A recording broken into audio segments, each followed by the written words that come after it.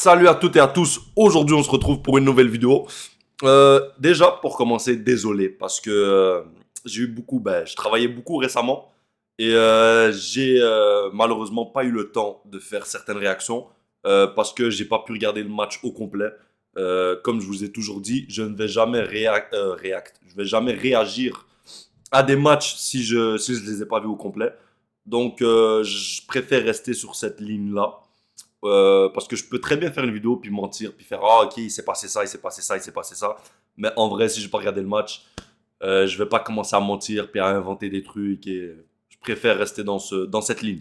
Donc ça va être un bilan des joueurs du Canadien. Donc qu'est-ce que je pense d'eux. Là ça fait quoi? On a joué 37 matchs cette saison. Donc je vais dire un peu ce que je pense d'eux. J'avais fait ça il y a à peu près un mois et demi. J'avais fait un petit bilan. Là, un mois plus tard, je refais un autre bilan. Donc, on va voir si les joueurs se sont améliorés. Qu'est-ce que je pense de leur saison jusqu'à date. Et voilà, on est parti sans perdre de temps. Donc, le premier, Adam Engstrom, qui n'a pas joué énormément avec le Canadien, quoique 9 matchs joués, plus un.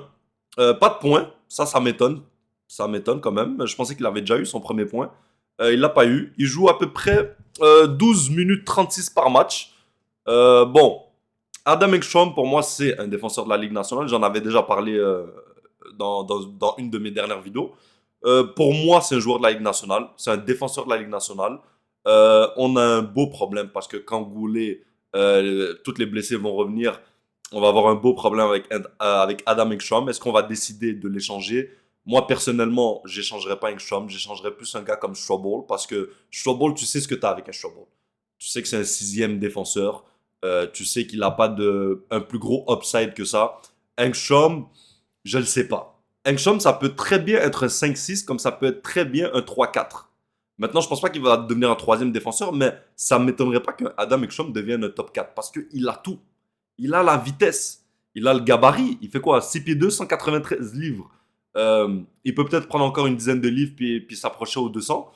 Euh, la mobilité, l'intelligence de jeu, le talent, le travail. C'est un gars qui doit peut-être améliorer son agressivité, pas forcément sa force physique, mais peut-être être un peu plus agressif. Mais Adam Ekstrom, j'aime beaucoup.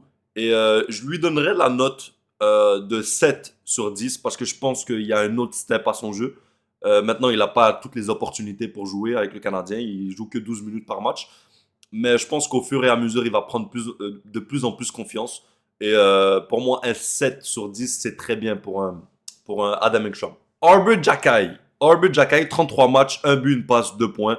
Bon, Arbor Jackay, c'est pas un producteur de fou en termes de points. Moins 6, ok. Sinon, ce que je voulais voir, oui, 12 minutes par match. C'est pas énorme, mais bon, pour un sixième défenseur, c'est à peu près ça dans la Ligue nationale. Qu'est-ce que je pense de Jackay? Jackay, on connaît tous, on connaît son rôle.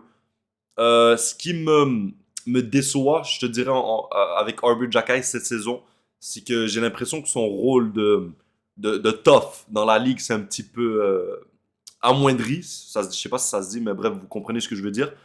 Il est plus aussi tough qu'avant. Les combats, il les perd beaucoup plus. Je me rappelle l'année passée, je sais même pas s'il a perdu un combat l'année passée. Et cette année, je peux te facilement, presque 80% de ses combats, il les a perdus.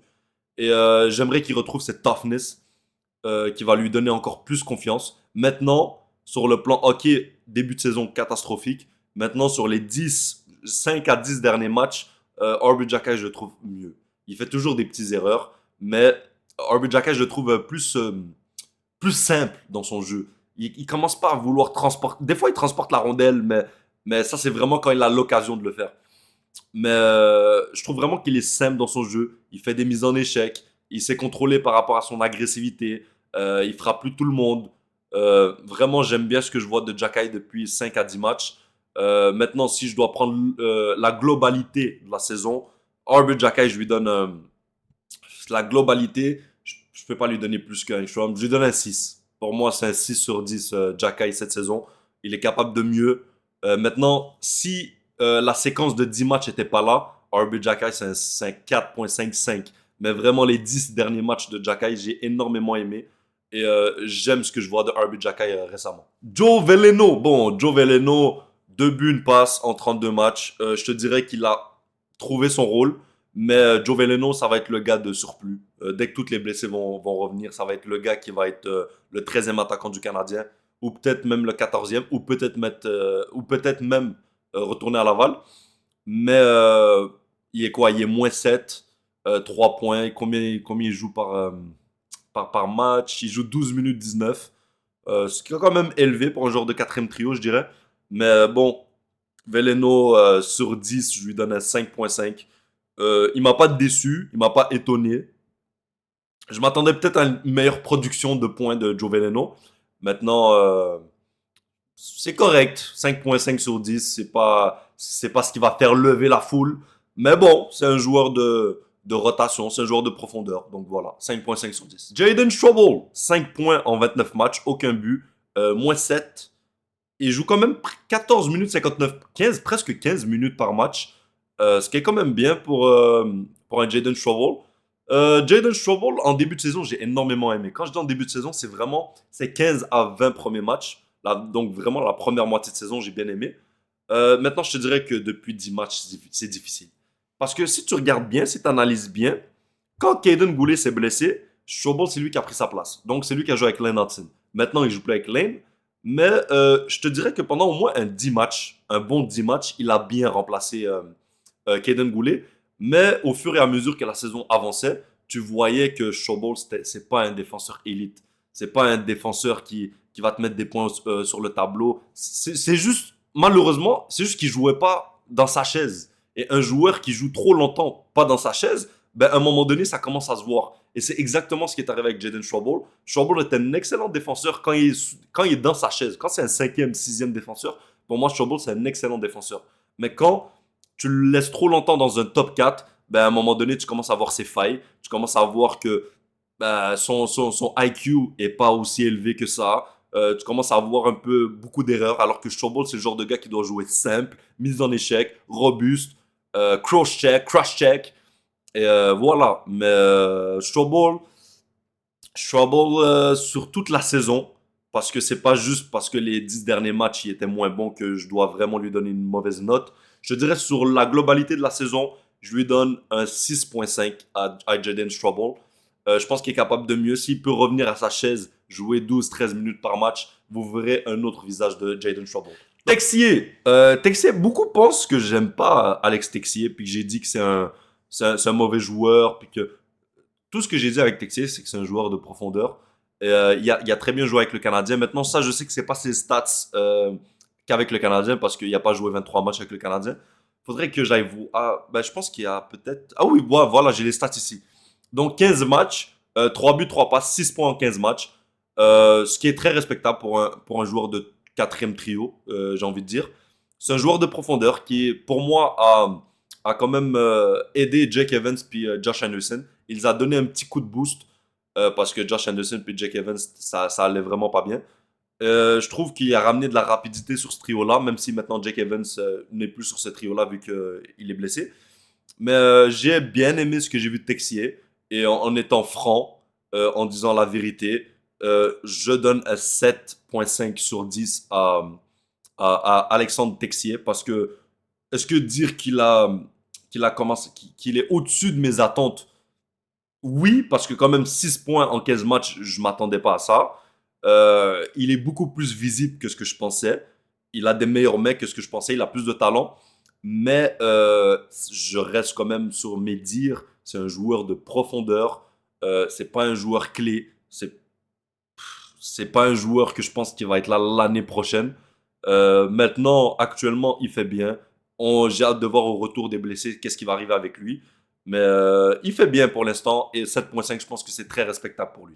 Carrier, donc 37 matchs, un but, 8 passes, 9 points, -7. Joue à peu près. Non, ça c'est pas ça. Joue 19 minutes 25 par match. Carrier a connu des hauts, a connu des bas. C'est pas sa meilleure saison. Après, quand même 9 points en 37 matchs, ce qui est pas mauvais pour un cinquième défenseur en soi.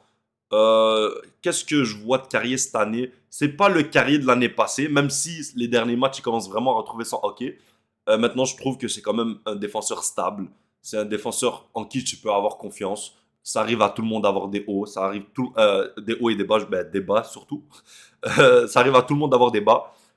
Donc, Carrier, combien je lui donnerais sur 10 pour cette saison?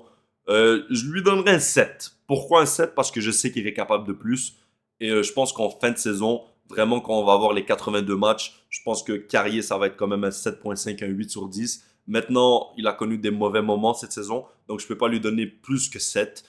7, je trouve que c'est respectable pour Carrier, mais je sais qu'il est capable d'avoir un autre level, Carrier. Mon beau Jake Evans, 34 matchs, 5 buts, 5 passes, 10 points, moins 13. Moins 13, c'est quand même fou ça, moins 13. L'année passée, il a eu combien? J'ai pas la stats, je pense. L'année passée, il était plus 1. Cette année, il est moins 13, c'est quand même fou. 10 points en 34 matchs. Il est blessé actuellement, j'espère que c'est pas trop grave parce qu'on a besoin d'un Jake sur une quatrième ligne. Dano sur ta troisième, puis Jake Evans sur ta quatrième, c'est parfait. Euh, 10 points en 34 matchs. Jake Evans, il a pas été, il connaît pas la même saison que l'année passée. Je sais que l'année passée, il y a beaucoup de gens qui lui auraient donné 4,5 millions par année. Et aujourd'hui, ces gens-là, ils voient la saison que Jake Evans est en train de connaître. C'est pas catastrophique, mais c'est pas une bonne saison pour Jake Evans dans la globalité, même si dans les derniers matchs, il est en train de retrouver son hockey puis sa game. Jake Evans, il fait quoi? 2,8 millions. C'est pas élevé. Je pense que 2,8 millions, c'est ce que mérite un Jake Evans. Les gens qui le prennent à 4,5, je pense qu'il se réveille cette année. L'année passée, il connaissait vraiment la saison de sa carrière. Maintenant, moi, je le savais qu'il allait pas tenir ça sur 2, 3, 4 ans. C'est pas un joueur de 40 points. C'est un gars de 25, 30 points maximum par saison.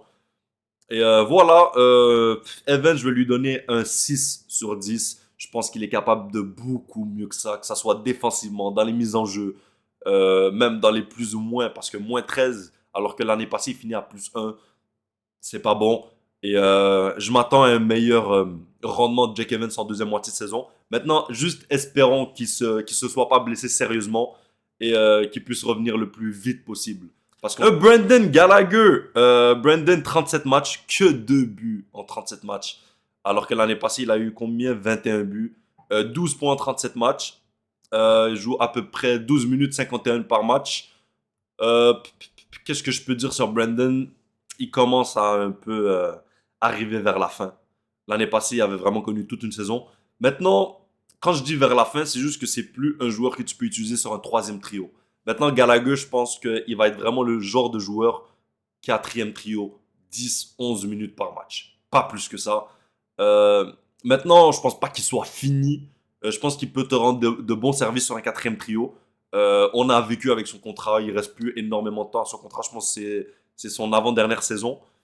Euh, Brandon, combien je lui donnerais cette année? Je lui donnerais. Jake, j'ai donné quoi? 6. Je donne un 6 aussi pour Brandon. Je donne un 6 sur 10. Je pense qu'il est capable de légèrement mieux, surtout en termes de buts, parce que 2 buts en 37 matchs, ça fait mal. Ça fait mal. Je pense qu'il est capable de marquer un peu plus. Mais c'est ça, Brandon, je lui donne un 6. C'est un guerrier, c'est un gars qui se donne toujours à 100%.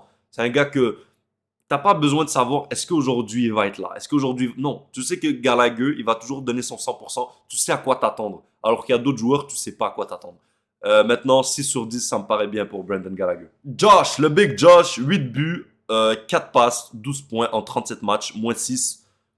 Joue en moyenne 13 minutes 56. Non, c'est pas ça. Il joue en moyenne 14 minutes 53 par match. Bon, le Josh qui a connu un mauvais début de saison. Les 20-25 premiers matchs, c'était pas bon. Je te dirais que les 10 derniers matchs, il s'est amélioré. Il joue du meilleur hockey. Il a marqué 2 buts récemment.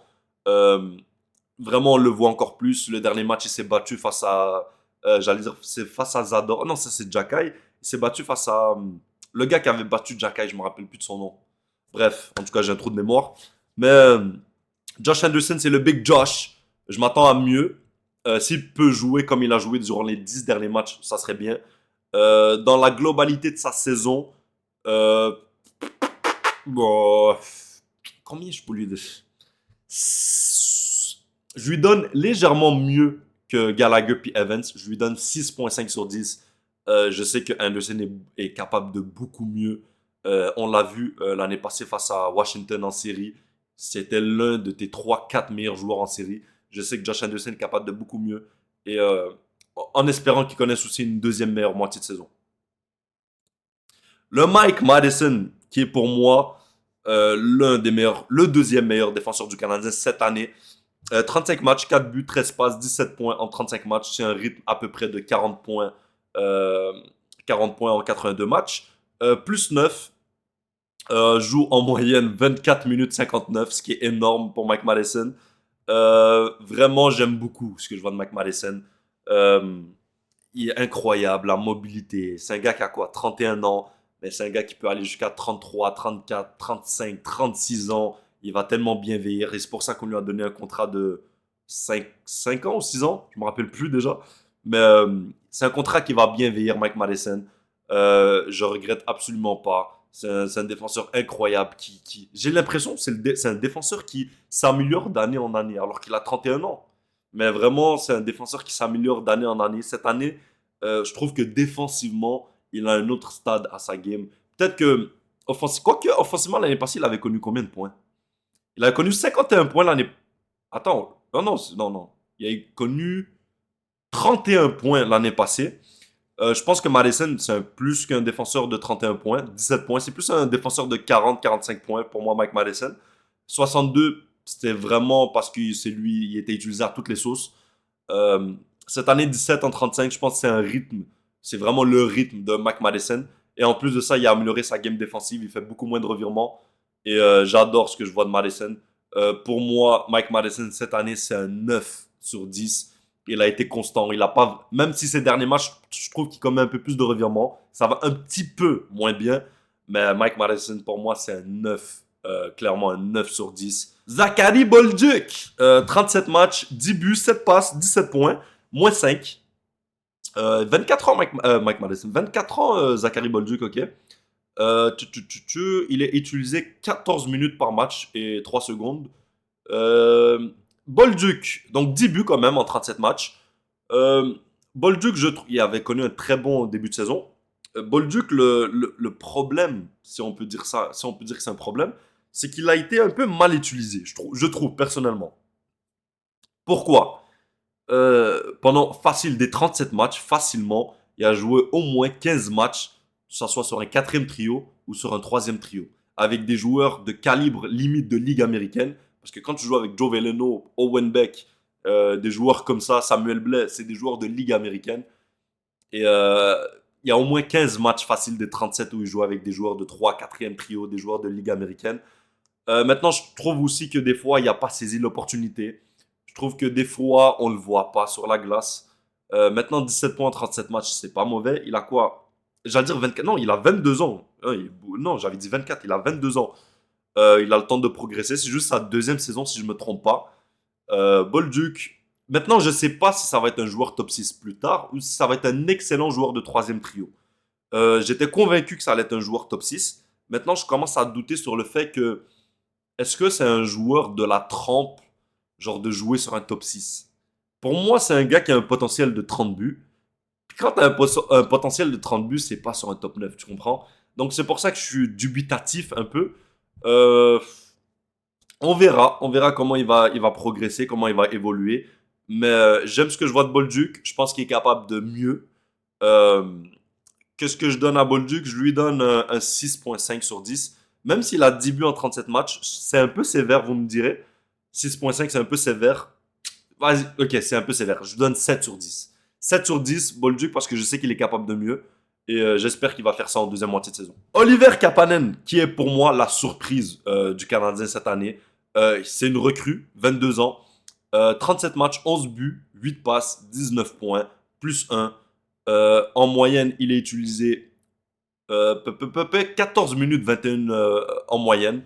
J'aime beaucoup ce que je vois de Kapanen, que ce soit sur le plan défensif, offensif. En même temps, quand tu joues avec Ivan Demidov, c'est un peu normal qu'offensivement, tu aies des bonnes stats. Récemment aussi, je joue avec Slavkovski, donc c'est avec deux joueurs top 6. Donc c'est normal que Kapanen aussi progresse, piqué, il évolue offensivement. Kapanen, c'est une surprise, bien évidemment. Donc, je suis obligé de lui donner un 8. C'est facilement un 8 sur 10, Oliver Kapanen. Est-ce qu'il est capable de mieux? Non. Pour moi, Kapanen, il surperforme. Beaucoup sont pas d'accord avec moi. Ils pensent que j'abuse, mais pour moi, Kapanen joue au-dessus de ses attentes, au-dessus de ses capacités. C'est pas 19 points en 37 matchs, c'est une moyenne de quoi? 45 points, pas loin des 50 points. Je pense pas que Oliver Kapanen, ça soit un gars de 40, 45 points, ni de 50 points. Kapanen, pour moi, c'est un excellent troisième centre. Maintenant, je peux me tromper. Je peux me tromper. J'ai pas la science infuse. Ça se peut que Kapanen devienne un deuxième centre. Maintenant, moi, j'y crois absolument pas. Je pense encore une fois que beaucoup de gens vont pas être d'accord avec moi, mais je m'en fous. Oliver Kapanen, aujourd'hui, est à sa meilleure valeur et je pense qu'il faut en profiter pour le mettre dans une transaction pour aller chercher un deuxième centre. C'est ma façon de penser, c'est mon opinion sur Oliver Kapanen. Ça ne veut pas dire que je l'aime pas. J'aime énormément ce que je vois de Oliver Kapanen. Je trouve que c'est un centre de 300 pieds. Je trouve que c'est un centre de 200 pieds. J'aime beaucoup ce que je vois. Mais je pense que vu que sa valeur est au-dessus de sa vraie valeur pour moi, je pense que c'est le temps de le mettre dans une transaction. Donc, j'avais dit quoi? 7 points. Non, j'avais dit 8 sur 10 pour Oliver Kapanen. C'est très bien pour Kapanen. Noah Dobson, 6 buts, 17 passes, 23 points en 37 matchs, plus 2. Joue en moyenne 22 minutes 23 par match, ce qui est très bon. Maintenant, Dobson, j'ai un avis tranché sur lui. En début de saison, je le trouvais exceptionnel. Et là, je te dirais que depuis quelques matchs, je le trouve moins bon. Quand même 23 points en 37 matchs, qui est une moyenne d'à peu près 50 points sur la saison, ce qui n'est pas mauvais pour un Noah Dobson. Euh, J'aime bien ce que je vois de Dobson. Pour moi, il a encore des trucs à améliorer. Après, il a 25 ans. Je pense pas qu'il soit. Il est pas loin de son prime. Mais comme. Il y a des choses à améliorer. Je le trouve un peu lazy en défense. Je trouve qu'en défense, des fois, il est un peu nonchalant. Euh, je trouve qu'il commet un petit peu trop de revirements. Offensivement, je m'attends à pas en termes de points, parce que 23 points en 37 matchs, c'est bien, mais plus genre qui monte la rondelle, qui fasse des jeux, qui fabrique des jeux. Pas qu'il soit un Lane Hudson, mais qui de temps en temps, il monte la rondelle, il fait des jeux, il soit patient avec la rondelle, il fait pas juste la remettre dans la zone adverse, vraiment qu'il fasse des jeux. Mais Dobson, pour moi, je lui, je lui donne un 7.5. 7.5, je m'attends à plus de Dobson. Normalement, un Dobson, ça doit être à un 9 sur 10. 7.5, c'est pas mauvais, mais pour un Dobson, ça doit être plus. Et 7.5, je pense que c'est ce qu'il mérite cette saison. Juraj Slavkovski. Donc, Juraj a pas connu, on va dire, le meilleur début de saison parce qu'il connaissait un bon match, un mauvais match. Un bon match, un mauvais match. Et là, je te dirais, sur les 10 derniers matchs, c'est littéralement le meilleur joueur du Canadien. 25 points en 37 matchs, plus 4. Utilisé à 17 minutes 50 cette année, ce qui est son plus haut total. Non, faux. En 2023-2024, il était utilisé 17 minutes 56 quand même. Mais son deuxième plus haut total. Déjà 11 buts pour Uri. 25 points en 37 matchs, ce qui est un pace de presque 60 points, je pense. J'aime beaucoup ce que je vois de Slavkovski. On voit un joueur amélioré cette année. On voit qu'il progresse. Et tant que Slav progresse année après année, c'est ce qui m'importe le plus. On voit qu'il est capable de contrôler le jeu. On voit que c'est pas un complément, mais que ça peut être un leader dans un trio. Et j'adore ce que je vois de Slavkovski, surtout dans les 10 derniers matchs. Euh, T'enlèves les 10 derniers matchs, c'est pas la même note. Maintenant, avec les 10 derniers matchs, je suis obligé de lui donner la note de, ah, de 8 sur 10 parce qu'il faut quand même pas oublier qu'il y a un début de saison où il connaissait des hauts et des bas à chaque match. 25 points en 37 matchs, c'est bon. 8 sur 10, j'hésitais entre 8 et 8.5. Maintenant, 8 sur 10, je pense que c'est bon. Et je pense que plus la saison va augmenter, plus la saison va avancer, plus sa note va augmenter. Et je suis confiant en Uri. Vous connaissez l'amour que j'ai pour Uri. Ivan Demidov. Demidov, 37 matchs, 9 buts, 21 passes, 30 points en 37 matchs. Et utilisé en moyenne 14 minutes 53, ce qui n'est pas énorme vu sa production offensive. Imaginez s'il était utilisé comme Slavkovski, 17 minutes par match. Il serait peut-être à 35 points il serait peut-être à 35 points. Et s'il avait un deuxième centre de calibre Ligue nationale, il serait peut-être à 40 points. Demidov, j'aime beaucoup ce que je vois. Des fois, il connaît des bas, mais en même temps, c'est normal. Il a que 20. Il vient d'avoir 20 ans d'ailleurs. J'aime ce que je vois. C'est un magicien. C'est un gars qui va. Plus il va grandir, plus il va avoir de l'expérience. La game va vraiment ralentir pour lui. Et une fois que la game va vraiment être lente pour lui, Demidov, ça sera un magicien. Ça sera le genre de gars comme Kucherov qui va contrôler les matchs, qui va contrôler la game, qui va vraiment être incroyable. Et je lui donne la note de... Ah, je lui donne la note de 8,5. Non, non, je peux pas. Non, je lui donne la note de 9 parce que c'est une recrue. Juste parce que c'est une recrue, je suis obligé de lui donner 9. 30 points en 37 matchs pour une recrue. C'est la recrue d'ailleurs qui a le plus de points si je ne me trompe pas. Et non, non. 8 points, 9 c'est mérité pour le Ivan. Lane Hudson! Lane Hudson, 35 points en 37 matchs. Quel joueur. Lane Hudson, combien de temps 23 minutes 28 par match, ce qui est énorme pour Lane Hudson. C'est juste sa deuxième saison. Incroyable. Est-ce que j'ai d'autres choses à ajouter, Lane Hudson? Tout le monde le connaît. C'est une superstar. Plus 7. Défensivement, incroyable. Offensivement, exceptionnel. Euh, il est juste incroyable. J'ai pas d'autres choses à ajouter. C'est un joueur qui contrôle les matchs. L'année passée, il était très bon, mais il contrôlait pas les matchs, je trouve. Cette année, vraiment, il contrôle. Surtout, maintenant qu'on l'a mis à gauche. Vous voyez pourquoi je persistais pour mettre Lane Hudson à gauche. Vous voyez maintenant pourquoi je persistais. Parce que Lane Hudson, même s'il est très bon à droite, il est 1000 fois mieux à gauche. Et vous voyez que depuis qu'il est à gauche, en termes de production offensive, c'est mieux. Et même, c'est juste plus naturel. Un gaucher, c'est à gauche. Un droitier, c'est à droite. Pour lui, c'est juste plus naturel d'être à gauche. Il a toujours évolué à gauche. Est capable de mieux s'exprimer offensivement à gauche. Euh, voilà, et on l'a vu. Et je pense que le Canadien doit installer Lane Hudson à gauche indéfiniment. Indéfiniment, je pense. Définitivement. Je sais pas ce qu'est la différence entre les deux. Mais bref, vous m'avez compris. C'est ça. Len Hudson, j'aime beaucoup. Donc, 9,5 sur 10. C'est le meilleur défenseur du Canadien cette année. Le Cole Caulfield, 36 points en 37 matchs. 18 buts, 18 passes. Presque un point par match. 18 minutes 22 par match, ce qui est énorme. Ça, je dirais qu'il a régressé en termes de buts. 18 buts en 37 matchs, c'est très bon. Hein. C'est un rythme, je pense, de 40 buts. Mais, genre, tu reviens en début de saison, il était sur un pace de presque 50 buts. Il a régressé en termes de buts, ce qui est normal. Caulfield n'a jamais encore atteint les 40 buts, faut pas l'oublier. Même si l'année passée, il était à 37, si je me trompe pas. Ouais, 37 exactement. Je pense que cette année, il va battre ce record de 37. Je pense qu'il va vraiment avoir 40, peut-être 41, 42, aux alentours de 40. Et en termes de points, je pense qu'il va aussi dépasser son nombre de points l'année passée. Il va peut-être être à 75. Je ne pense pas qu'il va atteindre le point par match. Mais 75 points pour Caulfield, c'est extrêmement bien. Il arrive à 24 ans, il arrive à son prime.